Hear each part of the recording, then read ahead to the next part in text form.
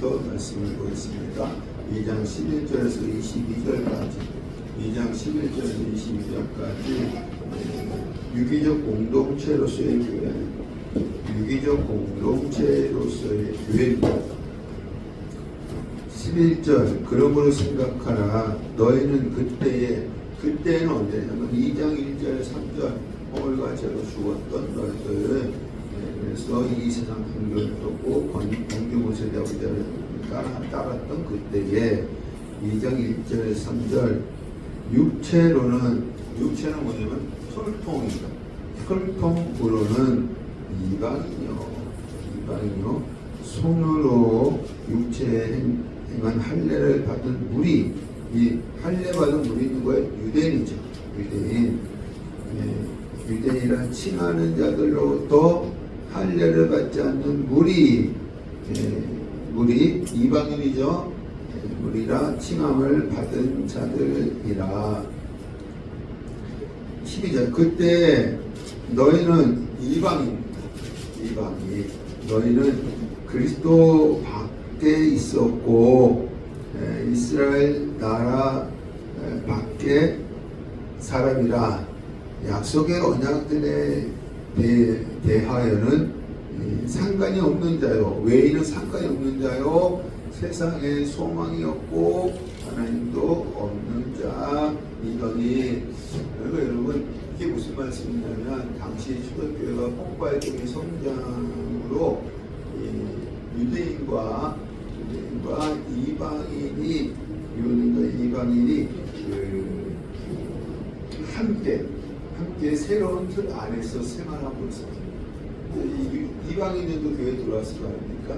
함께 새로운 틀 안에서 생활함으로써 유대인과 이방인 간에 많은 갈등이 생기고 또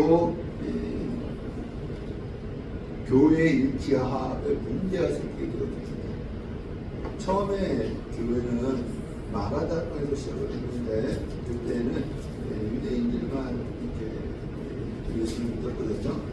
그러다가 이 교회가 부흥이 되어지고 유대인들이 이방인에게 복음을 증거하지 않으려고 하니까 하나님께서 스데반 사건을 흩어지게 했습니다.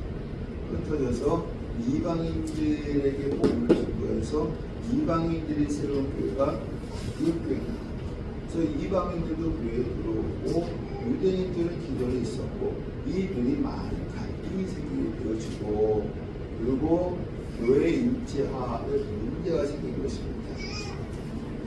그래서 여기서 이제 이 유대인과 이방인이 어떻게 되었느냐 3절 13절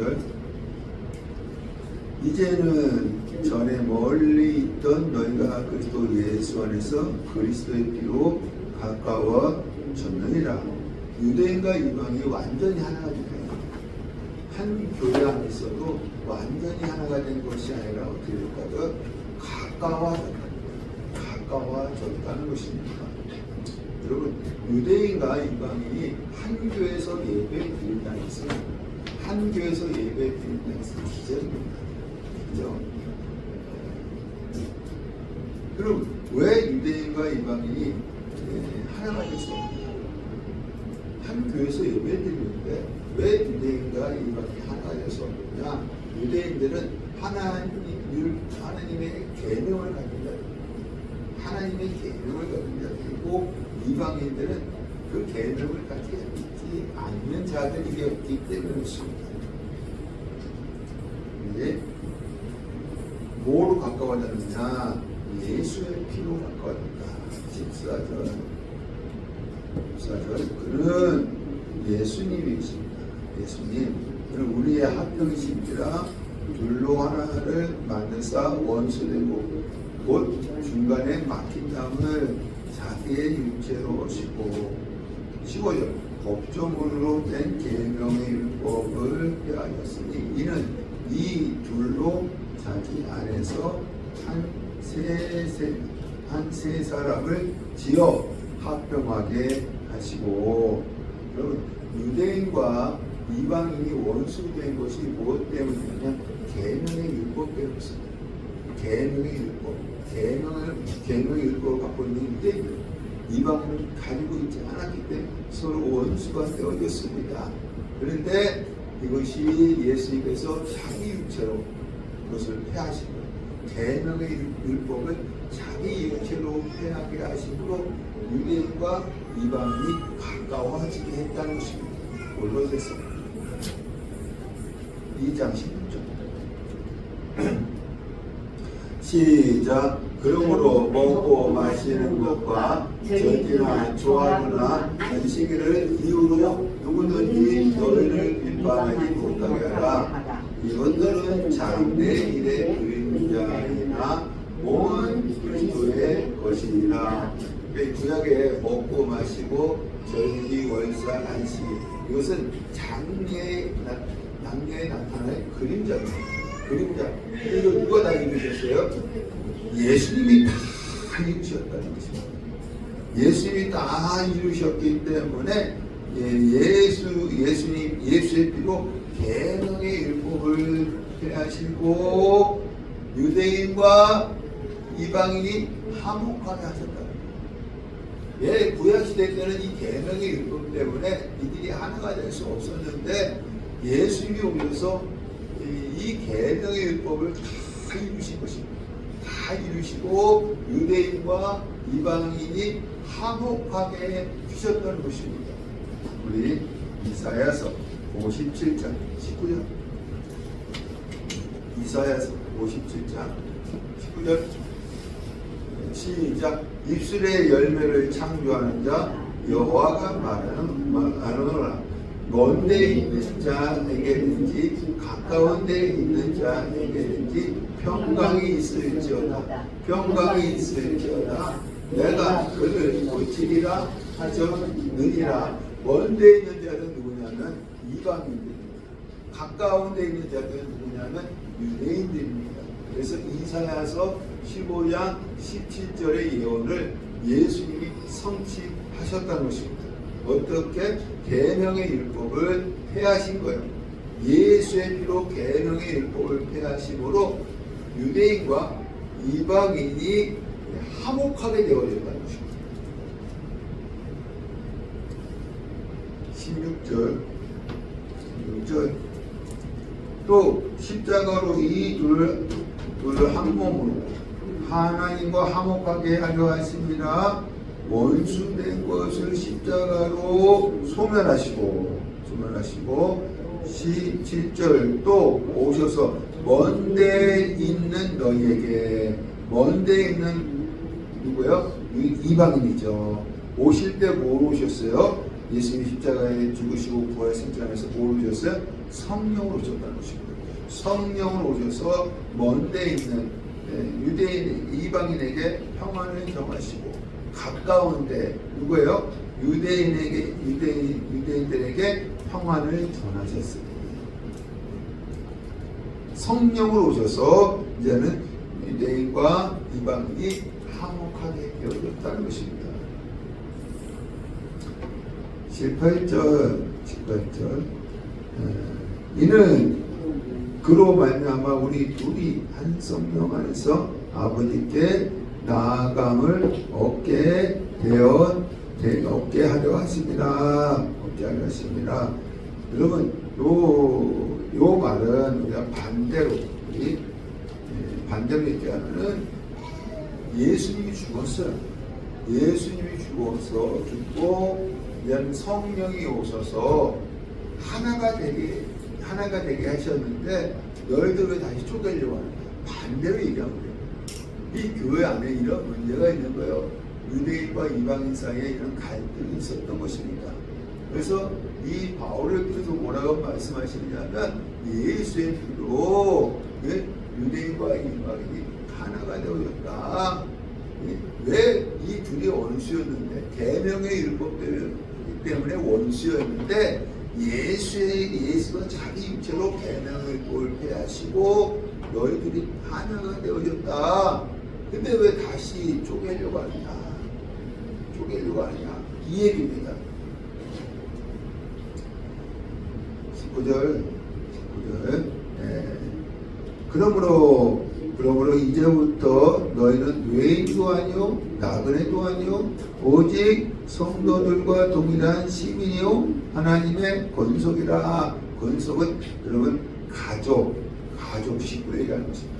우리 성도들은 뭐요? 가족입니다. 이제 가족이에요. 19절 그러므로 이제부터는 20절 너희는 에베소 교회 성도입니다. 너희는 에베소 교회 사도들은 신약을 얘기합니다. 신약 선지자들 구약입니다. 구약 터 위에 세우심을 입은 자라 그리스도 예수께서 친히 모퉁이 돌이 되셨느니라. 여러분 이 교회는 신구약 성경의 터 위에 세워진 거예요. 이 교회는 신구약 성경 위에 터 위에 세워진 것입니다. 다시 말해서 말씀의 터 위에 세워진 것입니다. 건물을 지으려고 하면 뭐가 있어야 돼요? 터가 있어야 돼요. 터가 있어야 합니다. 터 위에 예수님은 뭐라 했어요? 모퉁이 돌이라는 것입니다. 그럼 모퉁이 돌은 무엇입니까? 이 모퉁이 돌을 딱 놓은 다음에 양쪽으로 벽돌을 쌓아 올라감으로 건물의 중심이 되는 겁니다. 예수님은 우리 성경의 중심이라는 것입니다.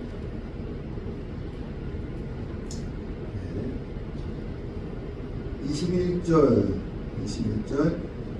그의 안에서 건물마다 서로 연결하여 주 안에서 성전이 되어가고. 연결한다는 것은 건물의 이임새는 한치의 오차도 없이 정확하게 연결되어져야 합니다. 건물의 이임새 한치의 오차도 없이 정확하게 연결되어야 하는 것처럼 예수님과 성도들이 또 성도와 성도들이 서로 상호 긴밀하고 유기적인 관계가 되어야 하는 것입니다. 우리 교회 안에서도 이렇게 싸우고 이렇게 또 서로 미워하고 하나가 되지 못하는 거가 있거든요. 근데 연결되어야 한다는 것입니다. 유기적인 공동체가 되어야 한다는 것입니다.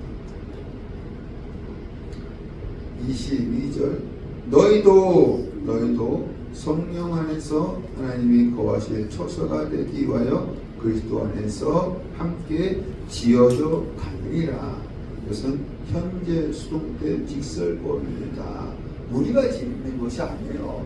우리가 짓는 것이 아니라 성부, 성자, 성령의 구속의 역사가 성도로 구성된 성도로 구성된 성경에 계속해서 진행되어져 감으로 지어져 가야 한다는 것입니다. 여러분 우리는 성전을 지어 가야 합니다. 누가 역사하시는 것이냐면 성부, 성자, 성령 삼위일체 하나님의 구속의 역사가 계속해서 성전에 진행되어져 가야 한다는 것입니다. 2장 11절에서부터 22절은 교회의 본질입니다. 2장 11절에서 22절은 교회의 본질, 3장 14절에서 21절은 교회를 위한 기도, 3장 14절에서 21절은 교회를 위한 기도, 3장 1절에서 13절까지는 삽입구입니다. 삽입구, 교회의 본질을 말씀하시고 교회를 위한 기도를 연결되어져야 하는데 그 사이에 3장 1절부터 13절까지는 삽입구입니다. 3장 1절에서 6절 예수 그리스도의 비밀을 깨달은 바울, 예수 그리스도의 비밀을 깨달은 바울.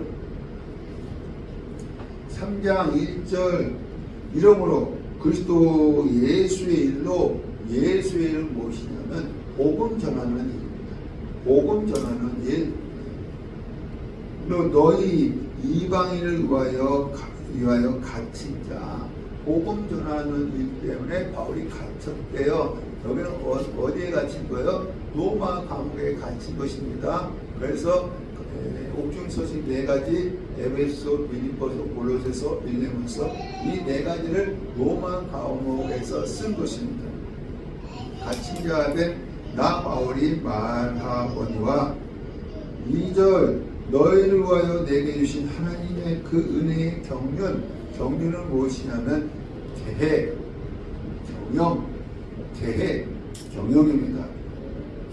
경륜을 너희가 들었을 터이나 여러분, 이 하나님이 이방인을 구원하기 위해서 바울을 선택했다는 것은 기막힌 경영이라는 거예요. 기막힌 계획이라는 것입니다. 하나님께서 이방인들을 구원하기 위해서 누구를 선택했어요? 바울. 그동안 이 복음이, 그전에 복음이 유대인들에게만 복음이 증거되었거든요. 근데 이제 이방인들에게 본격적으로 복음이 증거되기 위해서 하나님이 누구를 선택했느냐면 바울을 선택했다는 것입니다. 이것은 기막힌 하나님의 계획이라는 것입니다. 3절 곧 계시로 내게 비밀을 알게 하신 것은 내가 먼저 간단히 기록한과 같으니, 먼저 간단히 기록한 것은 무엇이냐면 2장 11절에서 22절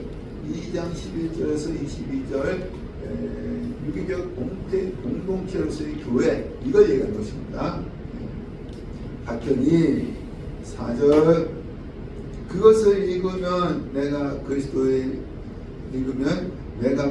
비밀을 깨달은 것을 너희가 알 수 있으리라. 그리스도의 비밀은 무엇이냐? 이 바울에게 가르쳐줬던 그리스도의 비밀은 무엇이냐? 그리스도로 말미암아 유대인과 이방인이 구별이 없었어요. 그 당시에 여러분, 유대인은 이방인 상대하지 않고 이방인들도 유대인 상대하지 않았습니다. 서로 구별된 자들이었어요. 근데 그리스도로 말미암아 구별이 없어져서 유대인과 이방인이 하나가 됐다. 이것을 이 하나님 예수님께서 바울에게 가르쳐 주셨다는 것입니다.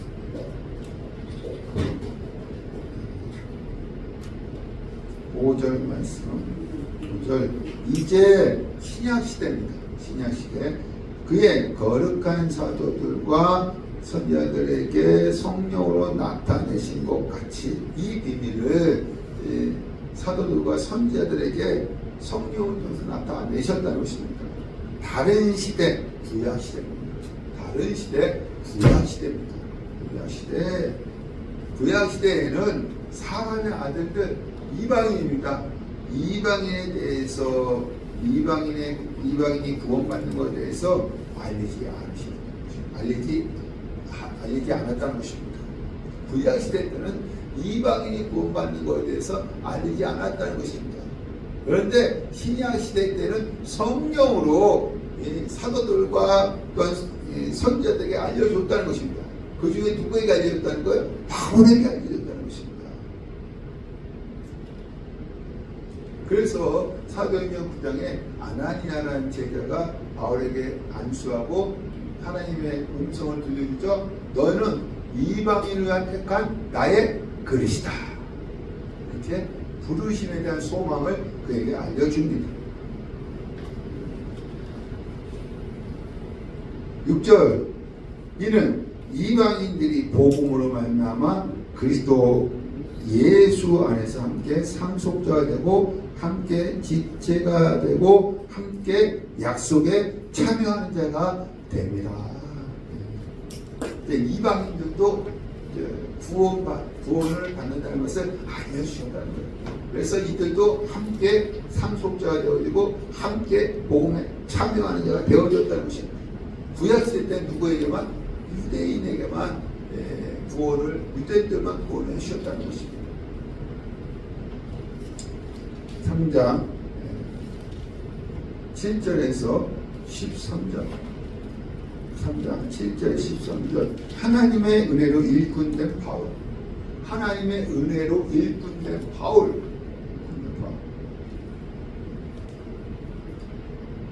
7절 이 복음을 가요 그의 능력이 역사하시는 대로 내게 주신 하나님의 은혜의 선물을 따라 내가 일꾼이 되었노라.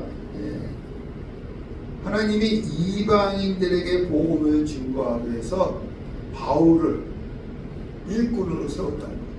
하나님이 이방인들에게 복음을 증거하기 위해서 바울을 일꾼으로 세웠다는 것입니다. 바울이 어떻게 하나님의 일꾼이 되었느냐?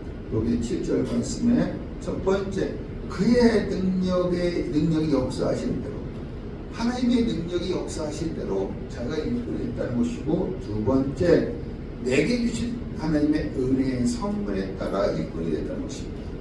하나님의 역사하심에 따라 내게 주신 은혜의 선물에 따라 일꾼이 되어졌다는 것입니다.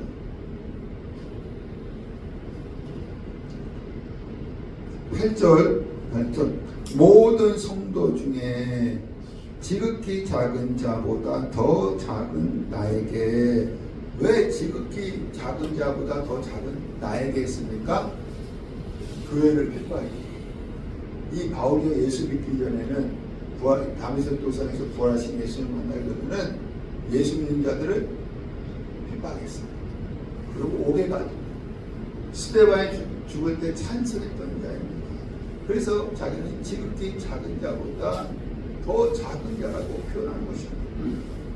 나에게 이 은혜를 주신 것은, 이 은혜 뭐야? 이방인들에게 복음 전하는 거야. 이방인들에게 복음 전하는 거. 이 은혜를 주신 것은 측량할 수 없는 그리스도의 풍성함을 이방인에게 전하게 하시고.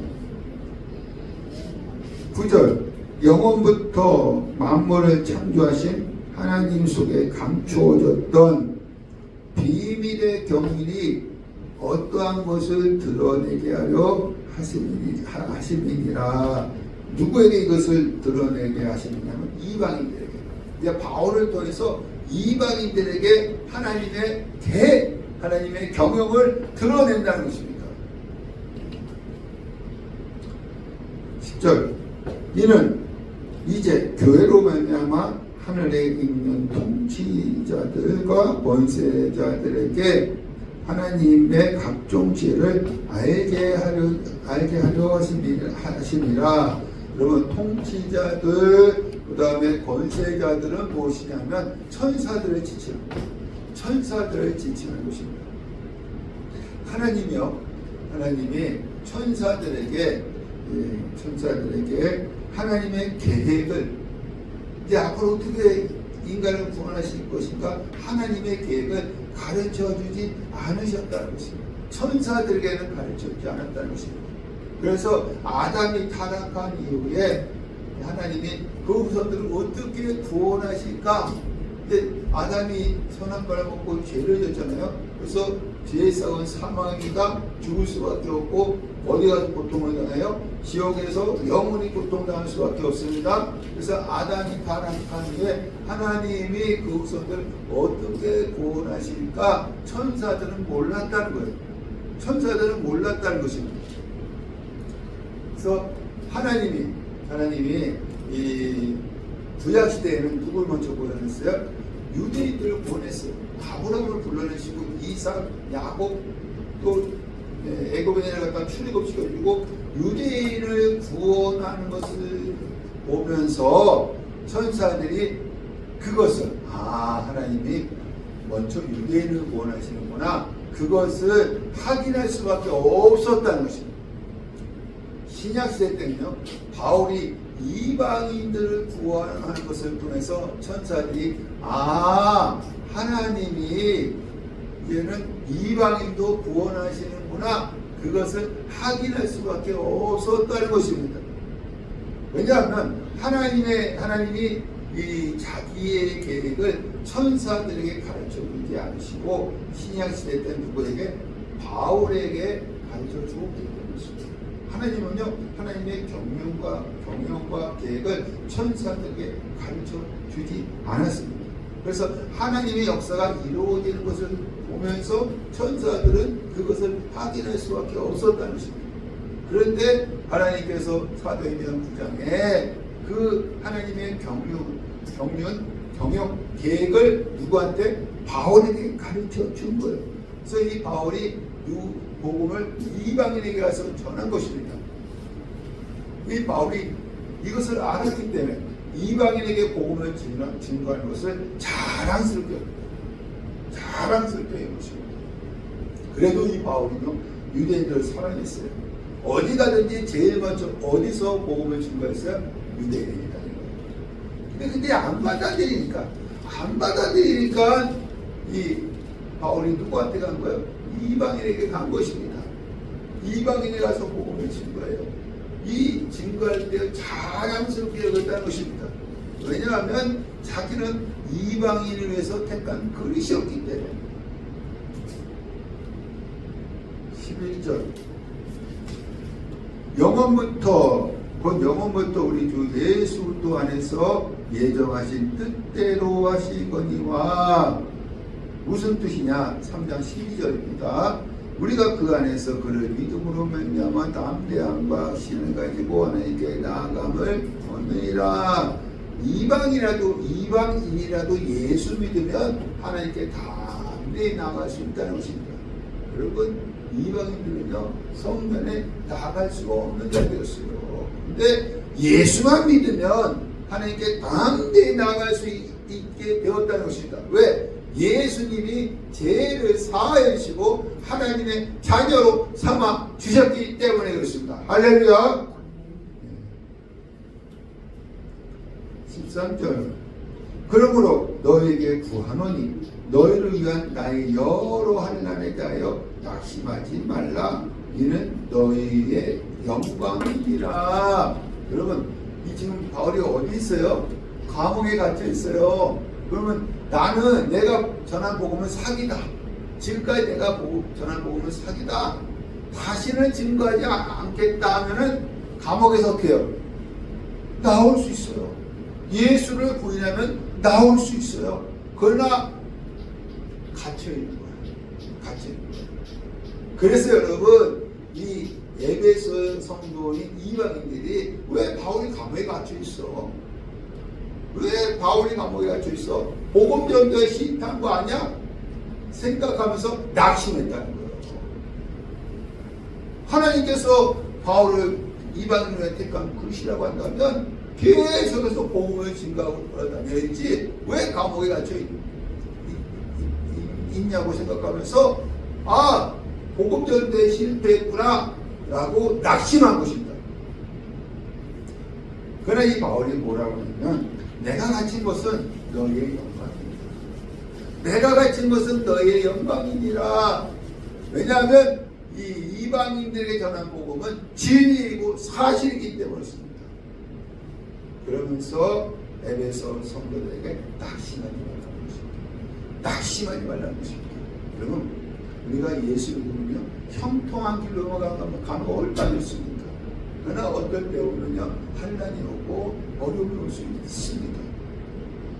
거기에서 낙심하면 안 된다는 것입니다. 오히려 그것을 이기고 승리하고 나아가야 할 줄로 믿습니다. 14절에서 21절 교인들을 위한 기도. 첫 번째 기도, 이 바울이 에베소 성도들한테 기도했는데 첫 번째 기도는 1장 17절에서 19절입니다. 1장 17절 19절. 그래서 이 지혜와 계시의 영을 주사 하나님을 알게 해달라고 기도합니다. 여러분, 신앙생활의 가장 중요한 것은 무엇이냐면 하나님을 알아야 돼요. 그래서 에베소 성도들에게 하나님 지혜와 계시의 영을 주사 하나님을 알게 해달라고 기도합니다. 두 번째로는 뭐냐면 부르심의 소망. 여러분, 우리가 부르심을 받았다는 것은 하나님 우리를 부르신 것은 소망이 있다는 것입니다. 목적이 있다는 것입니다.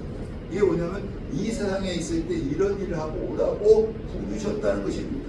그 부르심의 소망을 알게 해달라고 기도를 한 것입니다. 세 번째는 뭐냐면 우리가 이제 부르심의 소망을 알게 되면 주의를 해야 되잖아요. 주의를 끝까지 하는데 있어서 장차 나타날 영광의 겹이 풍성하다는 것을 알게 해달라고 기도하는 것입니다. 여러분, 장차 나타날 영광이 풍성하다는 것을 알게 되어지면 우리가 주의 일을 끝까지 감당할 수 있다는 것입니다. 네 번째로는 우리가 주의 일을 함에 있어서 어떻게 하느냐면은 우리에게 베풀어진 크신 능력, 우리에게 베풀어진 능력이 크다는 것을 알게 해달라고 기도하는 것입니다. 우리가 주의 일을 할 때 나에게 능력을 주셨잖아요.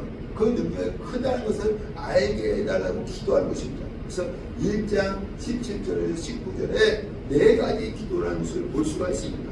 그리고 두 번째 기도가 3장 14절부터 21절입니다. 14절, 이러므로 내가 하늘과 땅에 있는 각 족속에게 이름을 주신 아버지 앞에 무릎을 꿇고 기도니, 여러분, 구약 성경에 아직 태어나지도 않았는데 하나님이 이름을 주신 경우가 있어요. 아직 태어나지 않았어요. 근데 하나님이 이름을 주신 경우가 있습니다. 우리 열왕기상 13장 1절 시작. 보라, 그때 하나님의 사람이 여호와의 말씀으로 말미암아 유다에서부터 베델에 이르니 마침 여로보암이 제단 곁에 서서 분향하는지라. 하나님의 사람이 제단을 향하여 여호와의 말씀으로 외쳐 이르되, 제단아 제단아, 여호와께서 이와 같이 말씀하시기를 다윗의 집에 요시아라 이름하는 아들을 낳으리니 그가 내 위에 분향하는 산당 제사장을 내 위에서 제물로 바칠 것이요 또 사람의 뼈를 내 위에 살리라 하셨느니라 하고, 이 말씀 무엇이냐면 이 솔로몬 이후에 남과 북으로 나뉘게 되잖아요. 그 북이스라엘 초대 왕이 여로보암입니다. 여로보암이 뭘 만들었느냐면 금송아지 제단을 만든 거예요. 이것이 하나님의 눈에는 너무 마음이 아픈 거예요. 이것이 하나님 눈으로 보기 때는. 그래서 남쪽에 있는 선지자를 보내서 그 베델에 있는 제단을 가르신 것입니다. 이 북이스라엘 멸망한 이유가 뭐냐면 금송아지 제단을 만들었기 때문에. 이 여로보암이 그거 제단 앞에서 분향할 때에 남쪽에 있는 선지자가 가서 그래서 그것을 하나님께서 가르라고 했습니다. 그래도 또 섞이는 거야. 그래서 나중에 남유다에 있는 요시아라는 왕이 이 금송아지 제단을 완전히 다 없애버린다는 것입니다. 요시아라는 이름 왕은 지금 태어난 것이 아니에요. 후에 태어난 자입니다. 근데 하나님은 이름을 주신 거예요. 미리 이름을 주신 것입니다. 우리 이사야서 41장 28절 42장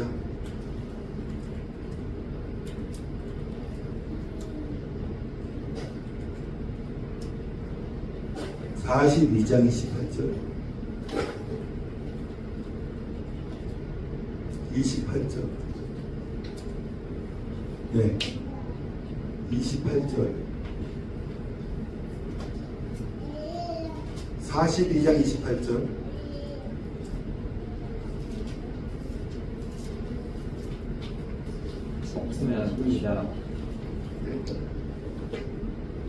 이사야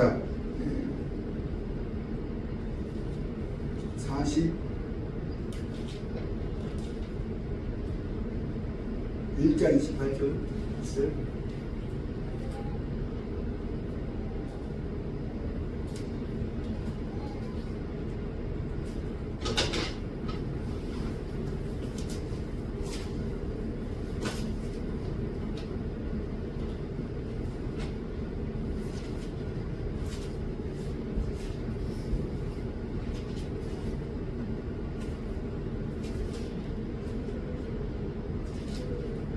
네, 44장 28절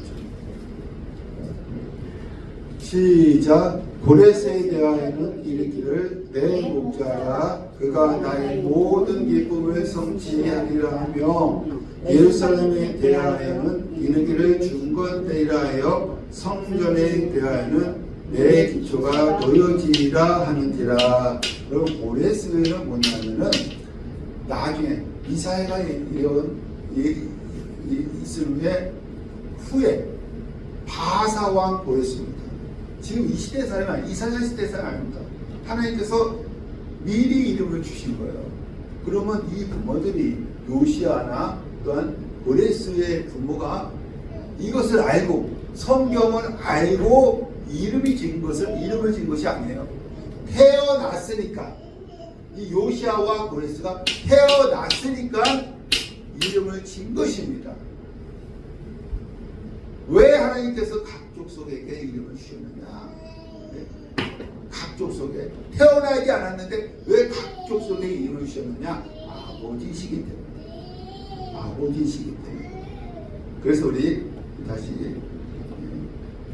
3장 14절 15절 이름으로 내가 하늘과 땅에 있는 각 족속에게 이름을 주신 누구요? 아버지 앞에 무릎을 꿇고 비노니. 하나님은 아버지이십니다. 아버지이시기 때문에 구약 성경에는 아직 태어나지 않았지만 하나님이 이름을 주신 경우가 있다는 것입니다. 그러면서 이 바울이 기도라는 것입니다. 첫 번째 기도는 16절입니다. 16절. 그의 영광의 풍성함을 따라 그의 성령으로 말미암아 너희 속사람을 능력으로 강건하게 하시오며. 여러분 속사람의 반대가 무엇이냐면 겉사람이에요. 우리는 속사람만 있는 것이 아니라 겉사람, 이 육체 덩어리 있잖아요. 겉사람도 있습니다. 이 겉사람은요 육체의 소욕에 따라 사는 자들입니다. 육체의 욕심에 따라 사는 자들입니다. 그러나 속사람은요 하나님의 뜻대로 성령의 소욕대로 사는 자들입니다. 근데 속사람으로 살기가 쉽지 않아요. 내 안에 있는 속사람으로 살기가 쉽지 않습니다. 왜냐하면 겉사람이 방해를 하기 때문에 그렇습니다. 겉사람이 방해를 하기 때문에 그렇습니다. 여러분 속사람이 강건하지 않으면, 내 안에 있는 속사람이 강건하지 않으면 신앙은 흔들려요. 신앙은 흔들립니다. 그럼 여러분 속사람이 강건한 것은 오래 예수 믿거나 직분이 높다고 되는 것이 아니라 얼마나 하나님의 뜻대로 사느냐에 있습니다. 여러분이 속사람으로 살려면 하나님의 뜻대로 살아야 합니다. 여러분 이 에베소 교회가, 바울은 에베소 교회가 속사람이 강건하지 않아서 신앙이 흔들린다는 것을 알았어요. 이게 들려오는 거예요. 에베소 교회가 속사람이 강건하지 않아서 신앙이 흔들리는구나. 그래서 속사람이 강건하게 해달라고 기도하는 거예요. 지금 로마 감옥에서 에베소에 있는 성도들에게 하나님, 저 성도들의 속사람이 강건하게 해달라고 기도하는 것입니다. 우리 이사야서 42장은 예수님의 성품과 사역에 대한 말씀입니다. 이사야서 42장은 예수님의 성품과 사역에 대한 말씀입니다. 이사야 42장 2절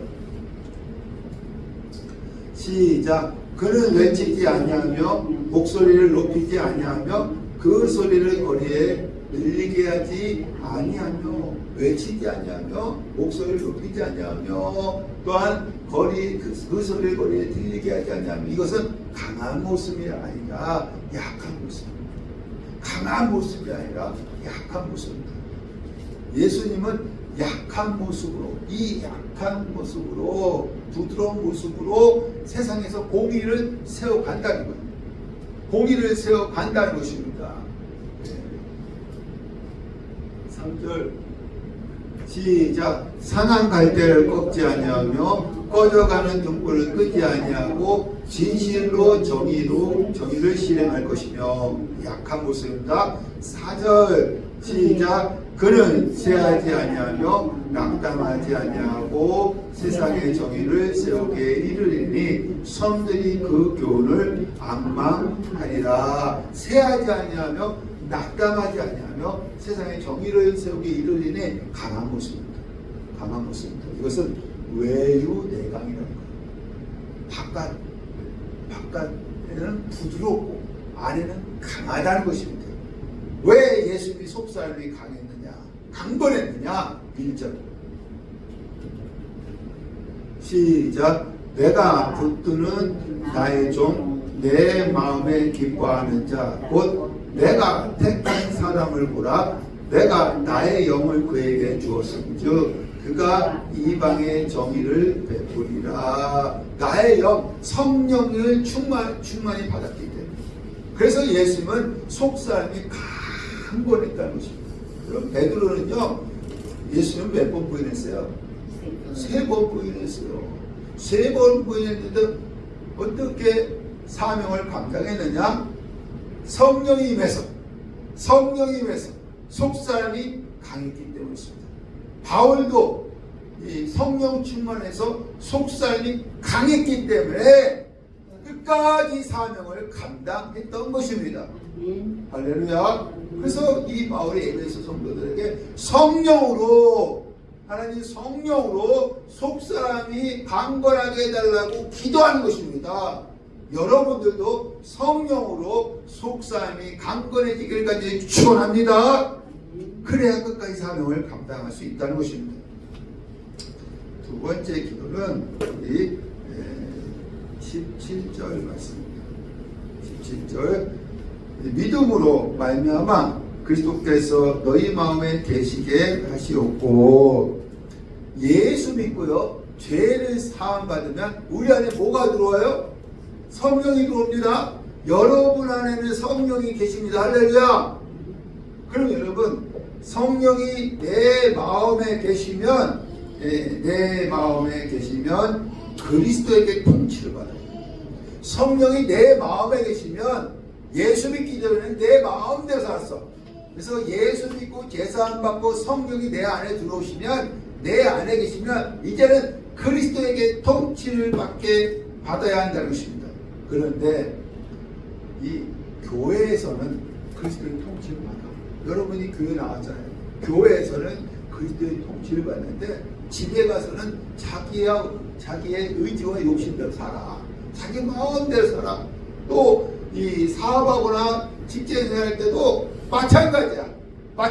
그래서 이 바울이 무엇이라고 하냐면 너희 마음에 그리스도께서 계시옵고. 너희 마음에 그리스도께서 계시옵고, 이것은 너희가 어디 가든지 그리스도에게 통치를 받아야 한다는 것입니다. 할렐루야. 여러분이 교회에서만 통치받는 것이 아니라 어디 가든지 그리스도의 통치를 받아야 한다는 것입니다. 무엇으로? 믿음으로. 믿음은 뭘 얘기하는 거예요? 하나님의 약속의 말씀을 믿는 것입니다. 하나님의 약속의 말씀을 믿는 믿음으로 그리스도가 너희 마음에 계시옵고 너희가 어디 가든지 그리스도에게 통치를 받으라는 것입니다. 이것을 두 번째로 바울이 기도하는 거예요. 성령으로 뭡니까? 속사람이 강건하게 해달라고. 또한 믿음으로 그리스도가 너희 마음에 계셔서 너희가 어디 가든지 통치를 받게 해달라고. 할렐루야. 일주일 동안도 여러분 그리스도에게 통치받으시며 살아가시길 바랍니다. 네. 세 번째는 무엇이냐? 17절 너희가 사랑 가운데 뿌리가 박히고 터가 굳어져서. 이 당시에는요, 유대인과 이방인, 주인과 종이 다 교회 나오는 거예요. 다 교회 나오는 것입니다. 이 안에서 뭐가 이루어져야 돼요?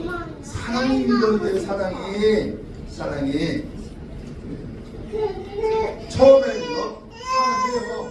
처음에는 사랑하는데 시간이 지나가면요 서로의 본성이 드러나는 거예요.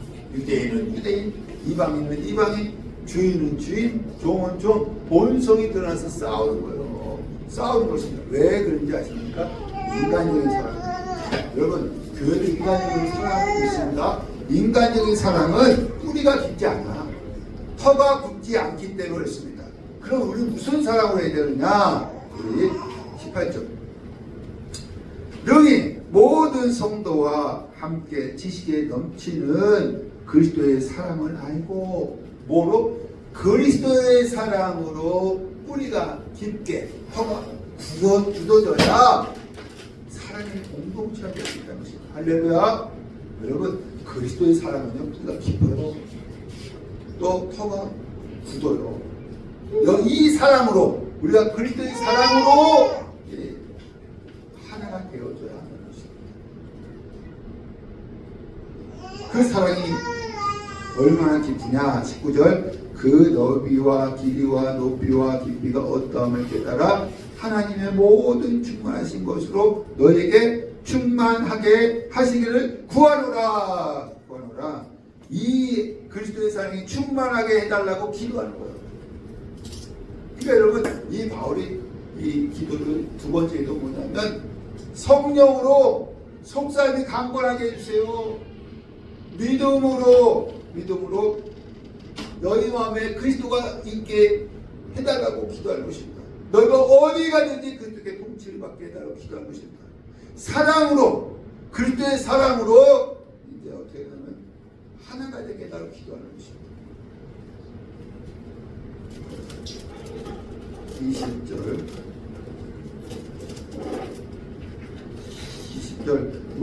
우리 가운데서 역사하시는 능력대로 우리가 구하거나 생각하는 모든 것에 더 넘치도록 능히 하실 이에게 3장 16절에서 19절까지 기도하면, 이렇게 기도하면 우리가 생각하는 것보다 하나님은 더 넘치게 해주신다는 거예요. 할렐루야. 더 여러분이 기도하면 여러분이 생각하는 것보다 더 넘치게 응답해 주신 줄 믿습니다. 21절 교회 안에서와 그리스도 예수 안에서 영광이 대대로 영원 무궁하기를 원하노라. 아멘. 여러분, 구원의 통로는 무엇이냐? 구원의 통로는 예수와 또한 예수와 교회입니다. 이게 구원의 통로예요. 이것이 대대로 무궁하기를 원하노라. 아멘. 예, 오늘 여기까지 말씀드리겠습니다.